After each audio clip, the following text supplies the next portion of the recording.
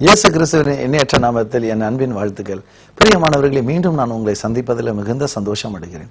இன்றைக்கு நான் எடுத்துக்கொண்ட ஒரு வேத பகுதி அப்போஸ்தலர் பணி 4ஆம் அதிகாரம் 31ஆம் வசனம். அவர்கள் ஜெபம் பண்ணின போது அவர்கள் கூடி இருந்த இடம் அசைந்தது. அவர்கள் எல்லாம் பரிசுத்தாவினால் நிரப்பப்பட்டு தேவ வசனத்தை தைரியமாய் சொன்னார்கள். பிரியமானவர்களே, இந்த வசனத்துல அவர்கள் ஜெபம் பண்ணின போது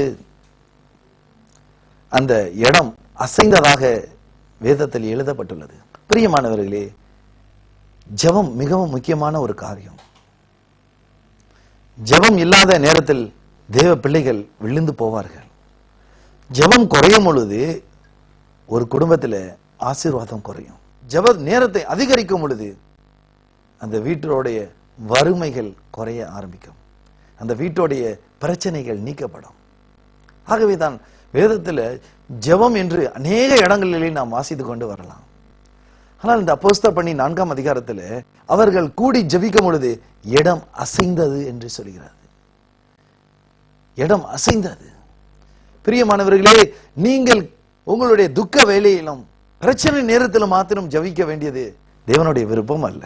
ஒவ்வொரு நாளும் தேவ ஐக்கியத்தில் பெறுவதற்கு ஒவ்வொரு நாளும் நீங்கள் ஜெபத்தில் ஆரம்பிக்க வேண்டும்.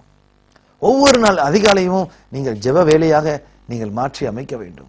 நீங்கள் ஒவ்வொரு நாளும் அந்த தேவனோடு ஒரு தொடர்பு வைப்பதற்கு, தேவனோடு ஒரு ஃபெலோஷிப் வைப்பதற்கு, தேவனோடு ஒரு ஐக்கியம் வைப்பதற்கு ஜெப வாழ்க்கை மிகவும் முக்கியம். ஜெபம் இல்லை என்றால் நாம் சடிதியில் விழுந்து போவோம். அந்த ஜெபத்தோடு நம்ம ஆரம்பிக்கும் போது அந்த நாள் ஆசீர்வதிக்கப்படும். ஆகவேதான் இந்த வசனம் சொல்லுகிறது, அவர்கள் கூடி ஜெபித்தார்கள், இடம் அசைந்தது. இடம் அசைந்தது. தனது சீடராகிய யாக்கோப், யோவான், பேதுருவை பார்த்து இயேசு சொன்னார், நீங்கள் என்னோடு 1 மணி நேரம் ஜெபிக்க முடியுமா என்று கேட்டார். எவ்வளவு ஒரு வேதனையான ஒரு காரியம். சீடர்கள் உறங்கி விட்டார்கள், ஜெபிக்க முடியலை. காரணம் சோர்வு. அந்த சோர்வு தாக்கும் பொழுது ஜெபிக்க முடியாமல் போகிறது. பிரியமானவர்களே, நீங்களும் நேரத்தை தாமதமாக்கி கொண்டு இந்த ஆண்டு, இந்த மாசம், இந்த தேதியில நான் ஆரம்பிப்பேன் என்று நீங்கள் நாட்களை கடந்து கொண்டு இருக்கலாம். இந்த நிகழ்ச்சியை பார்க்கிற உங்களுக்கு ஒரு தீர்மானம் எடுப்பதற்கு தேவன் ஒரு தூண்டுதலாய் சொல்லுகிறார். பரிசுத்த ஆவியானவர் ஒரு தூண்டுதலாய் உங்களுக்கு சொல்லுகிறார். நீர் மகனே, மகளே, என்னோடு இணைந்து 1 மணி நேரம் ஜெபிக்க முடியாதா? என்னோடு இணைந்து 1 மணி நேரம் ஜெபிக்க முடியாதா? ஆனால் தேவன் பாருங்கள், முழு இரவும் ஜெபித்ததாக வேதத்தில் எழுதப்பட்டுள்ளது. இரா முழுவதும் ஜெபித்துக் கொண்டிருந்தார். ஜெபத்தில் இரா முழுவதும் அந்த நேரத்தை கழித்துக் கொண்டிருந்தார். ஜெப வாழ்க்கையில அவர் தேவனோடு இணைந்து கொண்டிருந்தார். பிரியமானவர்களே, நீங்களும் நானும் தேவனோடு இணைவதற்கு ஜெபம் மிகவும் முக்கியம். ஜெபம் மிகவும் முக்கியம். அதுதான் ஒரு ஃபவுண்டேஷன், அதான் ஒரு அஸ்திபாரம். ஒரு கிறிஸ்துவ வாழ்க்கையில ஒரு வாழ்க்கையை மிக முக்கியமான ஒரு அஸ்திபாரம் ஜெபம். ஜெபம் இல்லை என்றால் நாம் விழுந்து போகக்கூடிய சூழ்நிலைகள் உருவாக்கும். ஆகவேதான் வேதம் சொல்கிறது, நீர் செவி, நீங்கள் ஜெபிக்க வேண்டும். நீங்கள் ஜெபத்தில் உறுதியா இருக்க வேண்டும். அன்னாள் ஜெபித்தால் அன்னாளுடைய சூழ்நிலைகள் மாற்றப்பட்டது. அன்னாளுடைய சூழ்நிலைகள் மாற்றப்பட்டது. அன்னாளுக்கு ஒரு சாமுவேலை தேவன் கொடுத்தார். யாக்கோப் ஜெபம் செய்தார், முழு இரவும் ஜெபம் செய்தார், அவருடைய சூழ்நிலைகள் மாறினது. எஸ்தர் ஜெபம் செய்தார், அவர்களுக்கு குலத்திற்கு வந்த அவமானம், நிந்தைகளில் இருந்து, ஆபத்திலிருந்து தேவன் விடுதலை கொடுத்தார். பிரியமானவர்களே, நீங்கள் ஜெபிக்கும் பொழுது சூழ்நிலைகள் மாறும். அதான் ஆங்கிலத்தில் ஒரு வார்த்தை சொல்வார்கள், prayer is everything change. உங்கள் சூழ்நிலைகள் யாவற்றையும் அந்த ஜெபம் மாற்ற முடியும். உங்களுக்கு உங்க எதிர்காலத்தை குறித்த ஒரு திட்டம், எண்ணம், இயக்கங்களை அந்த ஜெபம் மாற்ற முடியும். அந்த ஜெபிக்கிற கிறிஸ்தவன் உயர்த்தப்படுகிறான். ஜெபிக்கிற கிறிஸ்தவன் தேவனோடு ஐக்கியம் கொள்கிறான். ஜெபிக்கிற கிறிஸ்தவன் சோதனைகளை தாண்டி போக முடிய பலன் தேவன் கொடுக்கிறார். ஆகவேதான் இந்த வசனத்துல வாசிக்கும் பொழுது அவர்கள் கூடி ஜெபிக்கும் பொழுது இடங்கள் அசைந்தது, தேவ ஆவியினால் நிரப்பப்பட்டார்கள் என்று வேதம் சொல்லுகிறது. பிரியமானவர், இன்றைய நிகழ்ச்சியை பார்த்து கொண்டிருக்கிற உங்களை பார்த்து சொல்கிறார், நீ ஜெபிக்கிற நேரம் போதாது, இன்னும் கூட்டு. நீங்கள் ஜெபிக்கிற நேரம் குறைவாக இருந்தால் இன்னும் கூட்டி விடுங்கள். நான் உங்களை அன்போடு ஒரு யோசனை சொல்கிறேன், அந்த ஜெப நேரத்தை இன்னும் பெருக வைங்க. மனிதரோடு பேசுவதை காட்டிலும் என் தேவனாய கர்த்தரோடு பேசுவதை பழகிக் கொள்ளுங்கள். ஜெப நேரம் மிகவும் முக்கியமானது. வேதத்தில் ஜெபித்த அத்தனை பேரும் சூழ்நிலைகள் மாற்றப்பட்டன, துக்கங்கள் மறைந்தன, வேதனைகள் ஓடி மறைந்தன, பிரச்சனைகள் நீக்கப்பட்டன. காரணம், கர்த்தரை நோக்கி ஜெபிக்கிற அத்தனை பேரும் விடுதலை பெற்றார்கள். இந்த நிகழ்ச்சியை பார்த்து கொண்டிருக்கிற உங்களுக்கு ஒரு விடுதலை உண்டு, உங்களுக்கு ஒரு விடுதலை தேவை என்றால் நீங்கள் தேவனை நோக்கி ஜெபியுங்கள். ஜெபிக்கும் பொழுது கட்டாயம் அந்த ஆசீர்வாதங்களை பெறுவீர்கள். கட்டாயம், நிச்சயம் நீங்கள் ஆசீர்வாதங்களை பெற்றுக்கொள்வீர்கள். தானியேல் ஒரு நாளைக்கு 3 தடவை ஜெபம் செய்தார். தாவீது ஒவ்வொரு நாளும் 7 தடவை தேவனை நோக்கி பார்த்தார். வேதத்தில் தேவ மனிதர்கள் ஒவ்வொரு நாளும் தேவனை நோக்கி பார்த்தார்கள். பிரியமானவர்களே, நீங்கள் ஜெபிக்கிறீர்களா?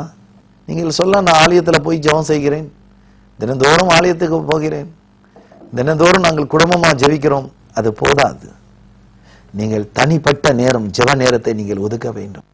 நீங்கள் தனிப்பட்ட நேரம் தேவனோடு ஒரு ஐக்கியம் கொள்வதற்கு ஜெப நேரத்தை ஒதுக்க வேண்டும். நீங்கள் தனிப்பட்ட உங்களுடைய வாழ்க்கையிலே, ஒரு பொருளாதாரத்தில், ஒரு குடும்பத்தில், ஒரு வியாபாரத்தில், உங்களை படிப்பு காரியத்தில், உங்களுடைய வீட்டு குடும்ப காரியத்தில், உங்களுடைய தேசத்தின் காரியங்களை மாற்றுவதற்கு நீங்கள் தனிப்பட்ட ஜெபம் அவசியம் முக்கியம், அவசியம் முக்கியம். பிரியமான, படுத்து படுத்து உறங்கி உறங்கி ஒன்றுமே காணப்போகிறது இல்லை. நீண்ட நேரம் உறக்கம் உங்களுக்கு உடலுக்கு ஒரு சுகமும் உங்களுக்கு கொண்டு வராது. நீங்கள் அதிகாலையிலே எழுந்து ஜெபிக்கும் பழக்கத்தை கற்றுக்கொள்ளுங்கள். மிக முக்கியமான காரியம்.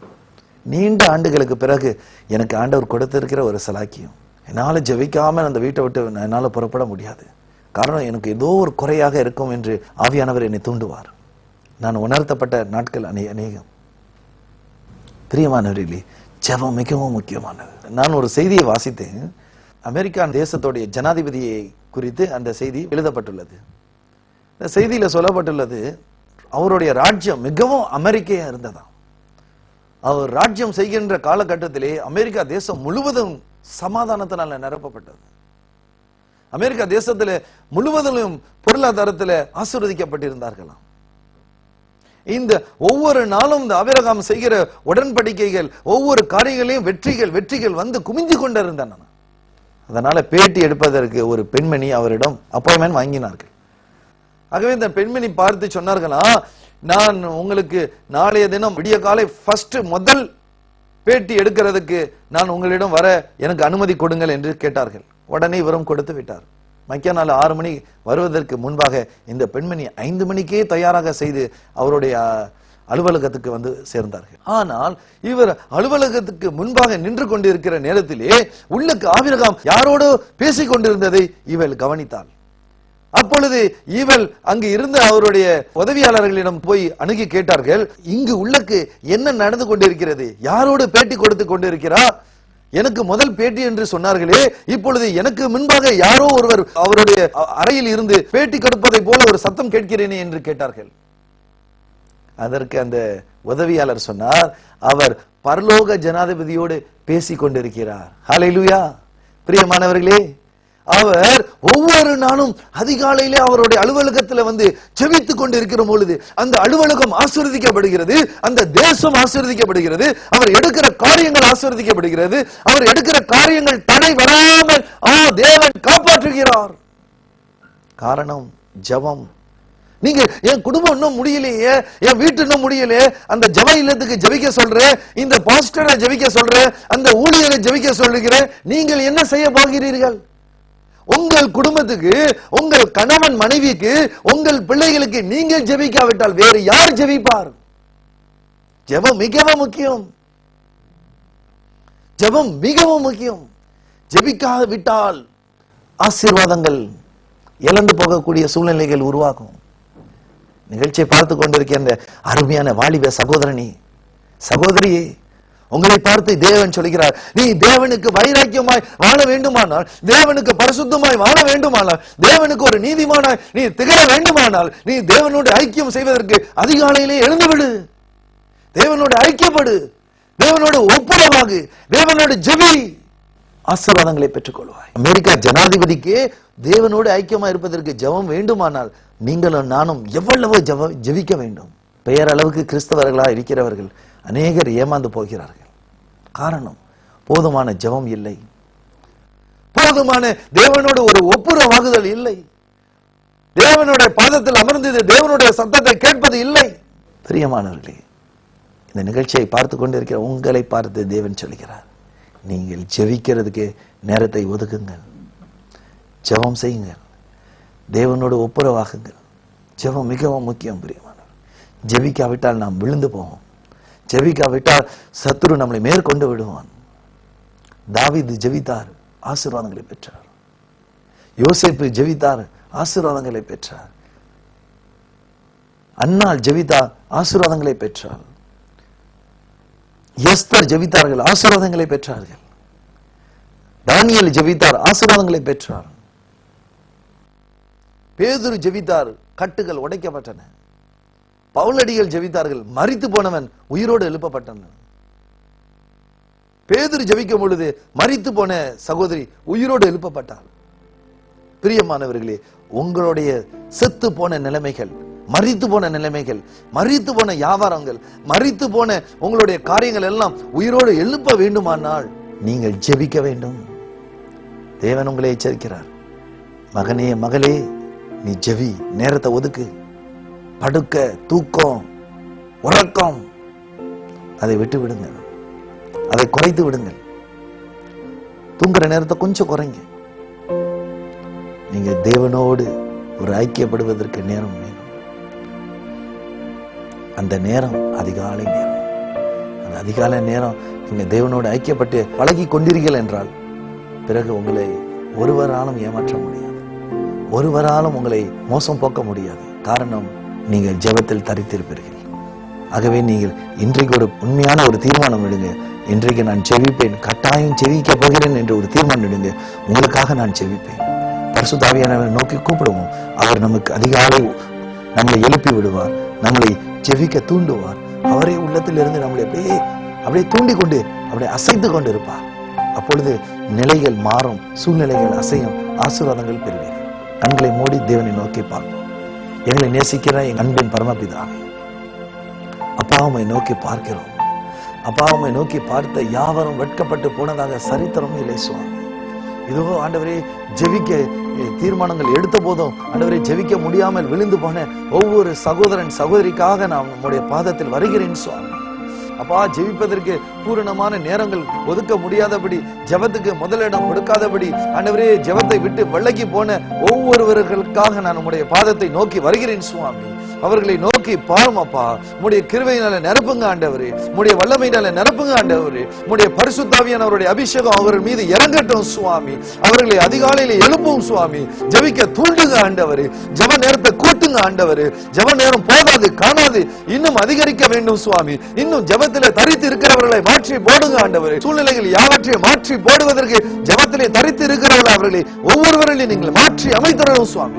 நீர் அப்படி செய்கிற தேவனா இருப்பதனால் நமக்கு கோடான கோடி ஸ்தோத்திரம். சகல ஆசீர்வாதங்களும் இந்த ஜெபத்தின் வழியாக பெற்றுக்கொள்ளக்கூடிய பாக்கியத்தை கொடுப்பீராக. நீர் அப்படி செய்கிற தேவனா இருப்பதனால் நமக்கு கோடான கோடி ஸ்தோத்திரம். இயேசு கிறிஸ்துவின் இணையற்ற நாமத்தில் ஜெபிக்கிறோம் பிதாவே, ஆமென். பிரியமானவர்களே, ஜெபத்தை கேட்டார், கட்டாயம் உங்களை ஜெபிக்க ஆண்டவர் தூண்டுவார். பரிசுத்த ஆவியானவர் உங்களோடு கூட இருந்து உங்களை பலப்படுத்துவார், உங்களை எழுப்புவார். நீங்கள் அதிகாலையிலே எழுந்து ஜெபிக்க கற்றுக்கொள்ளுங்கள். உங்களுடைய ஜெப விண்ணப்ப தேவைகளுக்கும் உங்களுடைய ஆலோசனைகளுக்கும் நீங்கள் எங்களோடு தொடர்பு கொள்ளுங்கள். கர்த்தர் உங்களை கட்டாயம் ஆசீர்வதிப்பாராக. ஆமென். அன்பானவர்களே, எங்கள் ஊழியத்தின் வாயிலாக மாதந்தோறும் எழுப்புதல் நற்செய்தி கூட்டங்கள், முழு இரவு ஜெபங்கள், வாலிபர் நற்செய்தி கூட்டங்கள் மற்றும் வெள்ளிதோறும் உபவாச கூட்டங்களும் நடைபெறுகிறது. உங்கள் ஜெப தேவைகளுக்கும் மேலும் ஆலோசனைகளுக்கும் நீங்கள் எங்களோடு தொடர்பு கொள்ள வேண்டிய முகவரி: சுவிசேஷகர் சகோதரன் ஆல்பர்ட், தொலைபேசி எண் 9555141425, இமெயில் albert@gmail.com.